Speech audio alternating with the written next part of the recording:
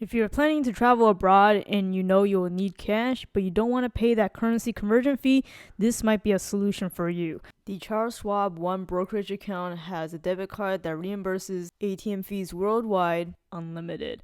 And I actually used this when I went to Taiwan earlier this year, where most vendors still only accept cash.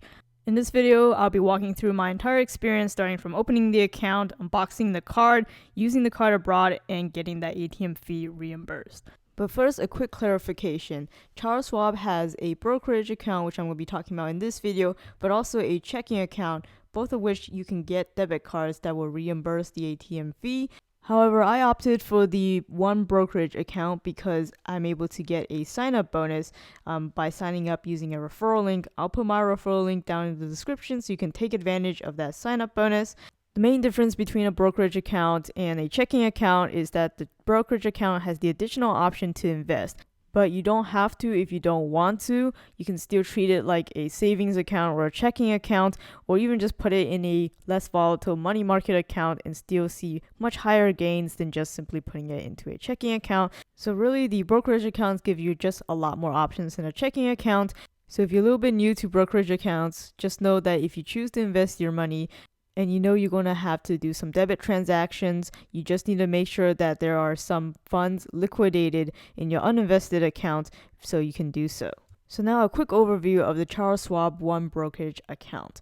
Again, you can save, you can invest, and you can write checks all for free. There are also no account minimums required or fees for opening an account or placing trades. And of course, the big thing is that they will reimburse all ATM fees worldwide. To open an account, you can apply online. Make sure to use my referral link down in the description if you want to get that sign-up bonus. But it's a pretty standard procedure. You enter your basic information.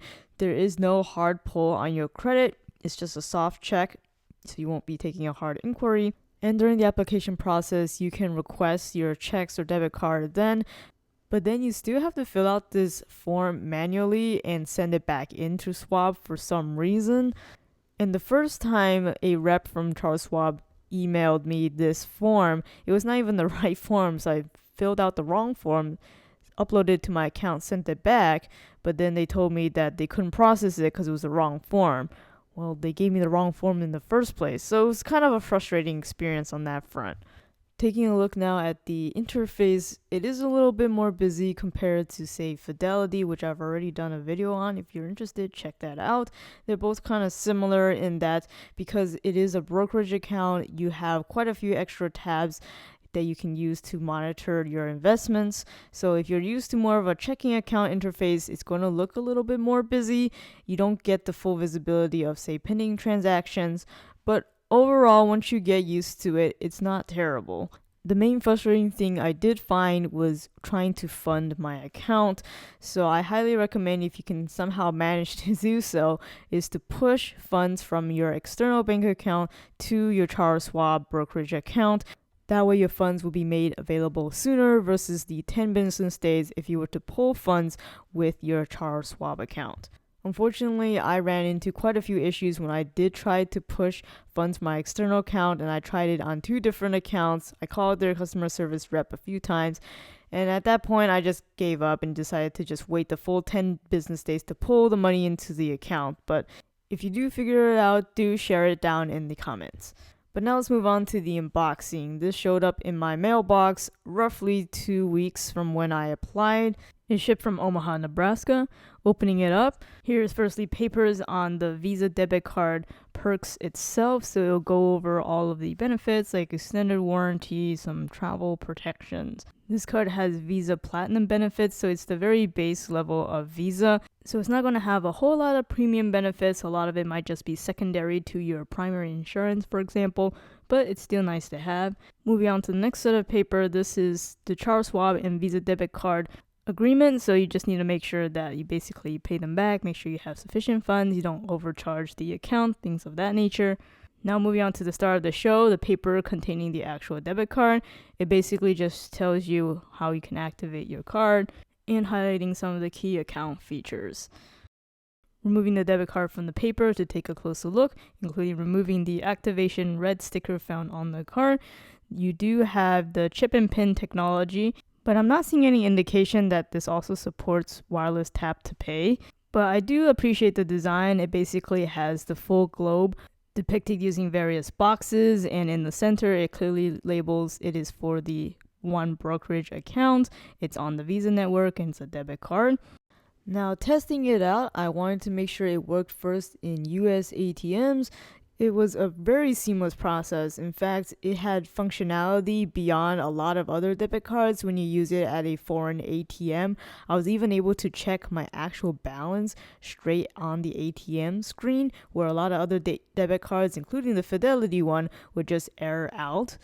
Additionally, I was even able to choose a denomination that wasn't one of the presets on screen.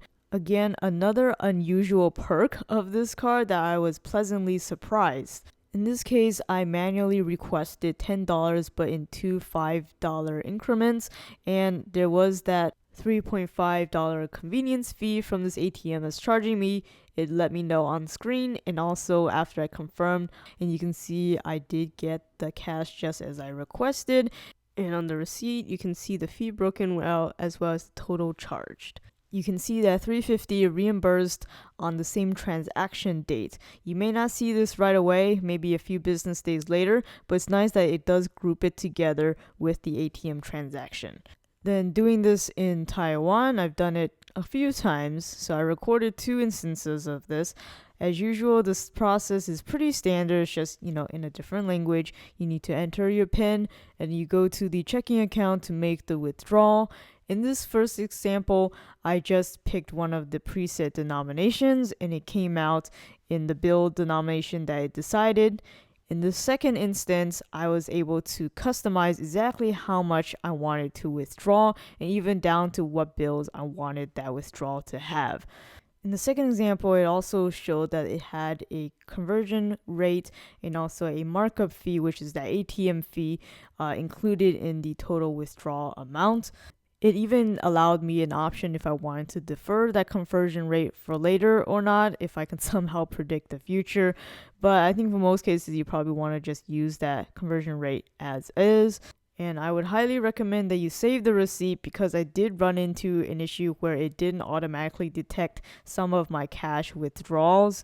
So I had to pick up the phone and call Charles Schwab, and I was on the phone for who knows how long until they finally got to somebody who was able to be knowledgeable enough to take care of the issue. And even then, they said that they were only able to see the exchange rate but not the actual fee that was charged.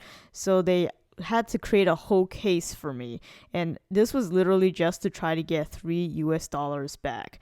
And I had to wait a few days after the case was generated just to get a response of rejection, because I unfortunately forgot to save the original receipt.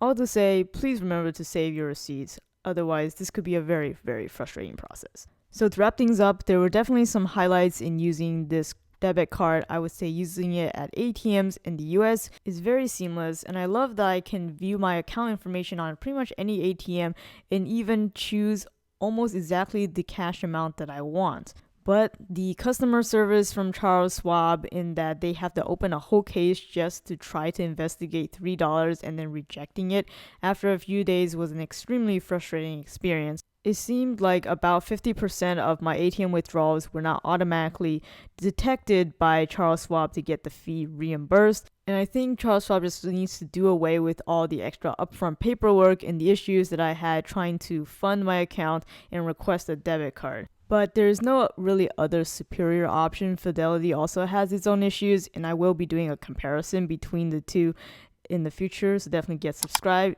But again, a key perk of signing up with Schwab is if you use my referral link, then you can get that sign up bonus. So definitely check it out if you're interested in opening an account. Thank you for watching.